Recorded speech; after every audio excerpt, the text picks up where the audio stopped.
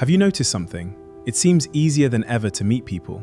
We have dating apps, media. We're more connected than any people feel lonely. So what's really happening? Is love becoming more difficult? Or are we making relationships more complicated than they need to be? Welcome back to Better Life Studio. I'm David. And I'm Mira. If you're joining us for the first time, this is where we have meaningful conversations about relationships, marriage, business, psychology, and the choices that shape our lives. Today's topic is one almost everyone can relate to. Why do modern relationships feel harder than ever? Mira, do you think love has changed? I don't think love itself has changed. I think the world around love has changed. What do you mean? Years ago, people mostly compared themselves with those around them. Today, we compare ourselves with every day. So instead of appreciating what's real, we're often chasing what's perfect. And perfection doesn't exist. Let's talk about social media. It's one of the first things people blame. Do you think it's the biggest problem?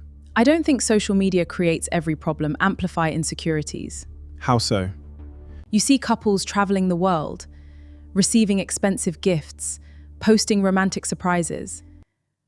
But what you don't see are the difficult conversations, the disagreements, the compromises. So we're comparing our behind the scenes to someone else's highlight reel. And that comparison quietly creates dissatisfaction. Here's something I've noticed. Many people talk every day, but very few people truly communicate. That's so true. Communication isn't just talking, it's making someone feel heard. Sometimes people are already preparing their response. The other person has even finished speaking. And that's where misunderstandings begin. Let's imagine a couple, James and Sarah. They've been together for 3 years. They both love each other. But lately, they argue over small things. Not because they stopped loving each other, but because they're both exhausted. They're stressed from work, they're spending less quality time together. And instead of saying, "I'm overwhelmed," they criticize each other. So the real problem isn't the dishes or the forgotten text message. It's the emotions underneath. Exactly. Many arguments aren't about the surface issue. They're about unmet emotional needs. I think another challenge is expectations. I agree. Sometimes people expect their partner to meet every emotional need. And that's a heavy responsibility. Healthy relationships involve support meant to replace friendships or your own sense of purpose. When one person becomes your entire world, pressure builds. So what actually helps relationships grow? Consistency. Not grand romantic gestures? They're lovely, but they're temporary. So consistency looks like Checking in with each other, listening, saying thank you, apologizing sincerely.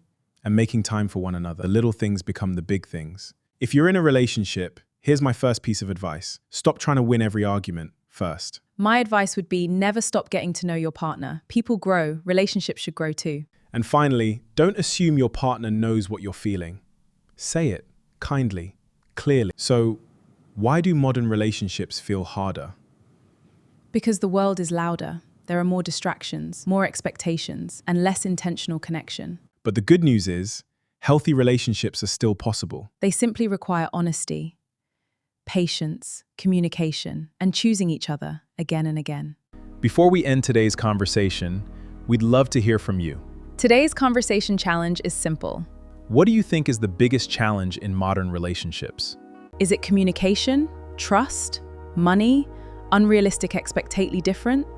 Share your thoughts in the comments. We read every comment, and your perspective could be featured in a future. Consider subscribing and becoming part of the Better Life Studio community. Until next time, keep building better business and a better life. We'll see you in the next conversation.